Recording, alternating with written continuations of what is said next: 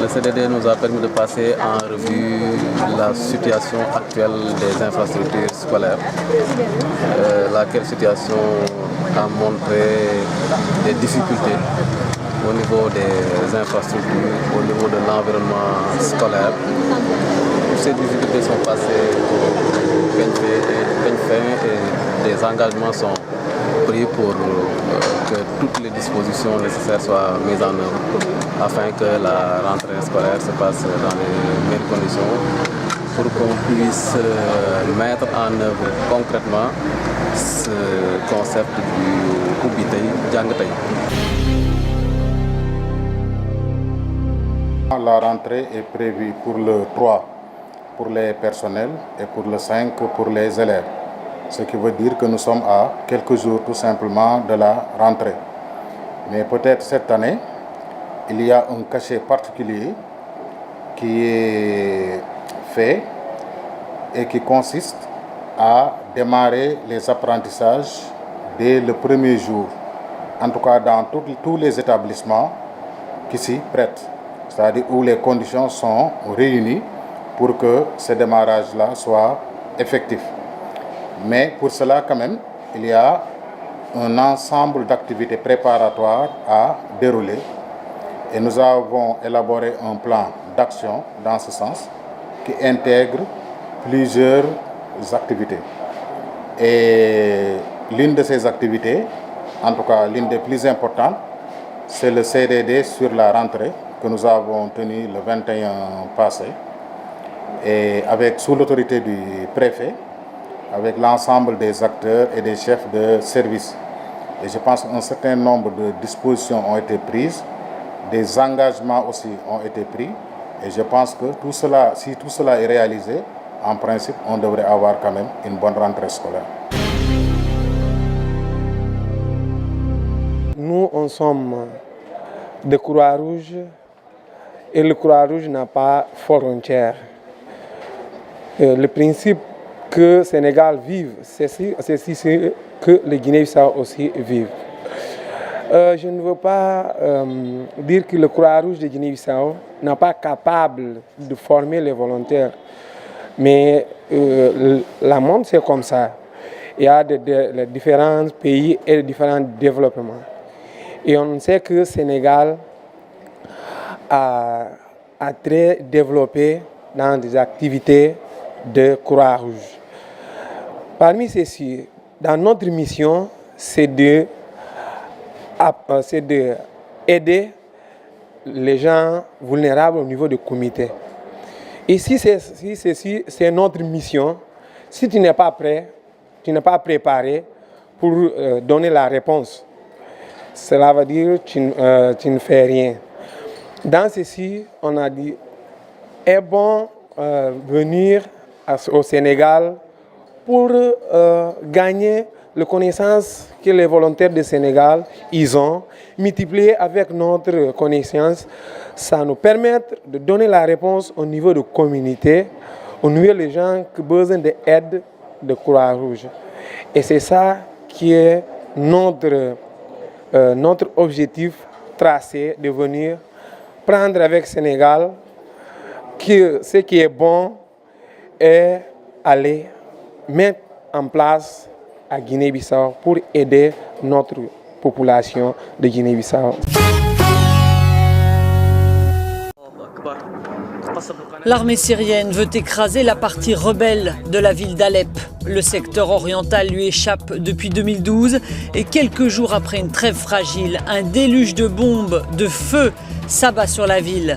Des bombes au phosphore ont été utilisées selon des militants anti-régime. Au même moment, à New York, la diplomatie échoue à rétablir un cessez-le-feu. Nous allons continuer à travailler pour rétablir le cessez-le-feu, déclare Sergueï Lavrov, le chef de la diplomatie russe. Certains de nos collègues sont tentés de penser que le gouvernement syrien devrait prendre des mesures unilatérales, mais nous insistons avec d'autres pour dire que l'opposition devrait également prendre les mesures nécessaires. La trêve, imposée par un accord à Genève le 9 septembre, a volé en éclats lundi. Nous ne pouvons pas être les seuls à essayer de tenir cette porte ouverte, s'indigne l'Américain John Kerry. La Russie et le gouvernement syrien doivent faire leur part ou il n'y aura aucune chance. La question est maintenant de savoir s'il reste une réelle chance d'avancer, car il est clair que nous ne pouvons pas continuer sur cette voie plus longtemps. L'ONU a dépêché hier un convoi humanitaire pour 35 000 habitants d'une zone rebelle assiégée vers Damas. Elle a aussi appelé Bachar al-Assad à autoriser le passage de 40 camions de nourriture bloqués à la frontière turco-syrienne.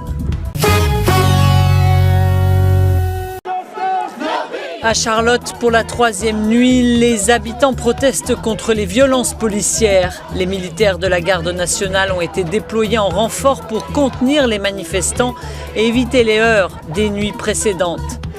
Charlotte, en Caroline du Nord, comme Ferguson ou Milwaukee avant elle, est en colère après la mort d'un noir, Keith Lamont Scott, 43 ans.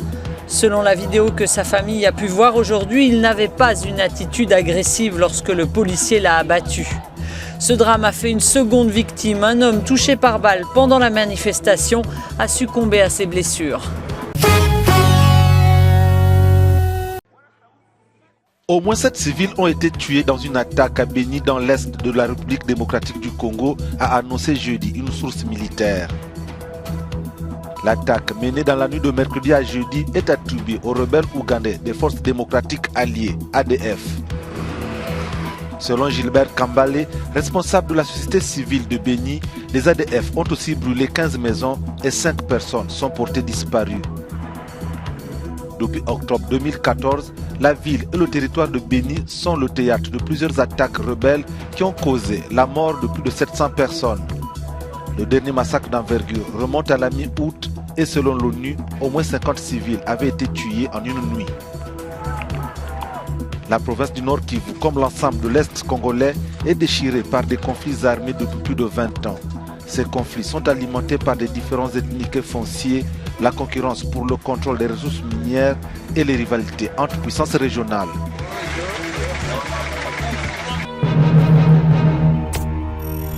Mesdames, mademoiselles et messieurs, bonjour.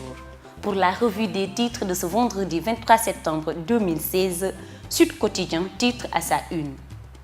Contrat pétrolier des acteurs de la société civile sur la sortie du Premier ministre, un discours, 1000 tons.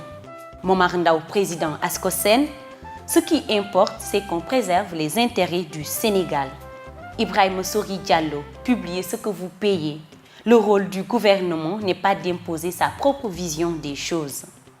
Abdourahmane Sow, M23, on s'attendait plus de la part du Premier ministre. Commémoration l'an 14 du Diola le 26 septembre, Ziguinchor dans la plus grande indifférence. Révision du code de la presse, le séminaire de la dernière mouture. Manifestation contre les APE, Guy Marius Sagna arrêté. Dialogue tardif avec le gouvernement, le QSEMS tire la sonnette d'alarme. À la une du Populaire, la polémique sur le pétrole enfle malgré les menaces du Premier ministre. Le camp de la défiance s'élargit. Le journaliste consultant Adama Gaye s'ajoute au duo Abdoul Mbaye Sonko qui fait des dossiers du pétrole son cheval de bataille. Adama Gaye: je mesure la gravité du débat sur les hydrocarbures du Sénégal. Certains sont prêts à tout pour me salir, me tuer. Je n'ai peur de rien, je suis devenu un combattant du changement.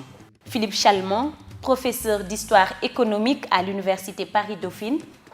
Comment le Sénégal peut éviter la malédiction du pétrole? Rond-point Belali de Ziguinchor, l'empreinte du premier général-gouverneur en Casamance. Espagne, des agresseurs sénégaliens arrêtés à Ibiza.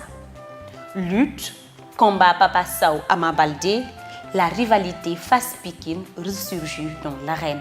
À la une des stades, le quotidien du sport titre Sénégal-Cap-Vert, liste des 23 lions ce vendredi. Aliou Cissé reste sur ses certitudes. Cheikh Ndoye, milieu des lions, je n'ai pas à me fixer un nombre de buts. CAN Beach Soccer, tirage au sort, les adversaires des lions connus ce samedi. Jeu de dames, AG élective de la Confédération africaine, Malick Camara Ndiaye, maintenu au poste de président.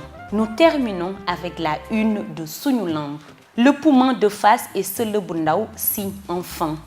Ama, que le meilleur lutteur et bagarreur gagne. Papa Sow considérait alors que j'ai déjà gagné. Papa Sow toujours, battre Ama pour accéder à Eumeu, je vais réunifier face.